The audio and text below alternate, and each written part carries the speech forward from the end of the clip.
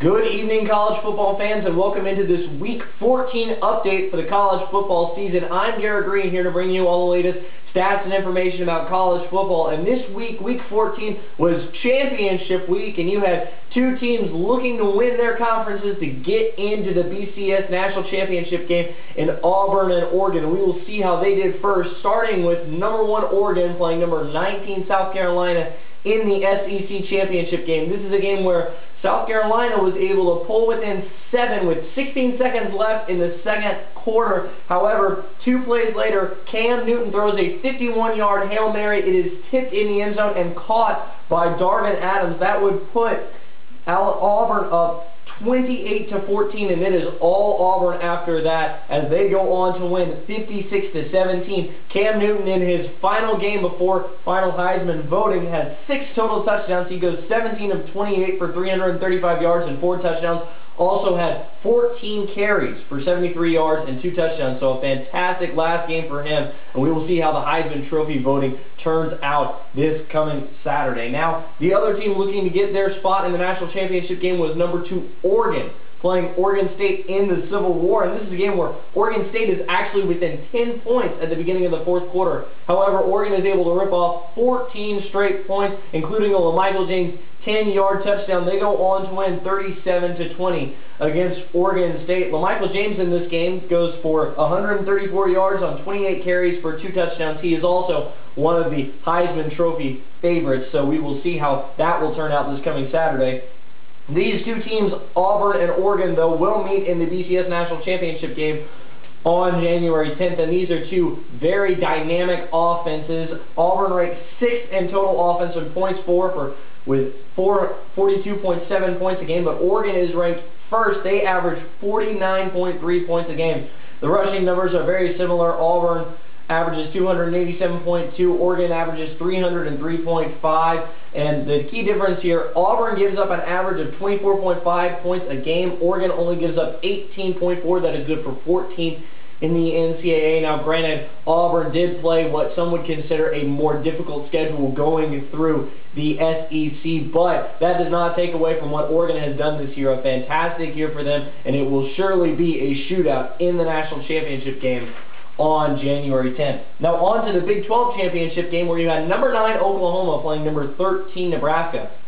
This is a game where Nebraska actually led 17-0 at one point early in the game. However, after Oklahoma scores, they look like they're going to drive back, really seal the game up, and on a 3rd and goal from the 8-yard line, Taylor Martinez throws an interception, and that gave Oklahoma all the firepower they needed. They rip off 10 unanswered points, tie it up at 17-all. Nebraska is able to stop the bleeding a little bit by kicking a field goal going into halftime. However, the Nebraska offense would just not get its feet back underneath it, as they have 4 total turnovers on the day. Oklahoma attacks on a field goal in the 3rd and the 4th quarter. They go on to win 23-20, and they will play in the Fiesta Bowl. They are BCS bound. This is Oklahoma's 7th Big 12 title, and they gained 454 total yards of offense against the otherwise well-respected black shirt defense of Nebraska. Very uncharacteristic of them, however, just shows you how potent that Oklahoma offense is.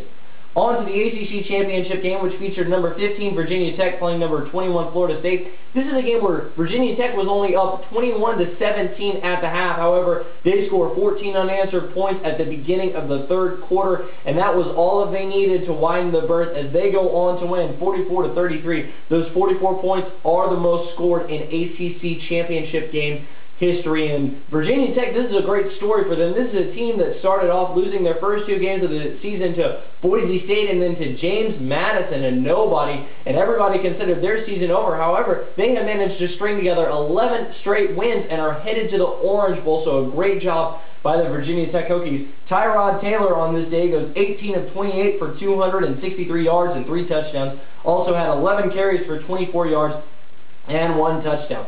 Now on to another BCS conference that had a very tight race at the top that not a lot of people were talking about. That is the Big East. You had Pittsburgh topping Cincinnati 28-10 to clinch a share of the Big East, and you had number 24 West Virginia beating Rutgers 35-14 to get their share of the Big East. However, both Pitt and West Virginia had been beaten by UConn earlier in the year. West Virginia lost 16-13 in late October, and Pitt lost 30-28 in early November. So it would come down to how Connecticut would do against South Florida. And with 17 seconds left, Connecticut hits a 52-yard field goal to win 19-16, and they are going to be Oklahoma's opponent in the Fiesta Bowl as they clinch the Big East. So a great game for them, and on to a non-automatic qualifier that has drawn a little bit more interest with a team like Boise State playing, and that is the WAC. Number 11, Boise State defeats Utah State 50-14. Number 17, Nevada beats Louisiana Tech 35-17. And number 25, Hawaii beats UNLV 59-21. This means that these three teams also split the WAC title instead of Boise State winning it outright, because Boise State beat Hawaii, Hawaii beat Nevada, and as we all remember last week, Nevada topped Boise State, so the WAC will be split this year, and Boise State will not be BCS Bowl bound. Now your bowl matchups are in the Rose Bowl, TCU versus Wisconsin. In the Fiesta Bowl, Connecticut versus OU. In the Orange Bowl, Virginia Tech versus Stanford. In the Sugar Bowl, Arkansas versus Ohio State. And as we mentioned in the national championship game, Auburn versus Oregon. These are all great bowl matchups that we would be seeing. The BCS really did a great job this year. And a couple of other notable games. In the Cotton Bowl, you have LSU playing A&M.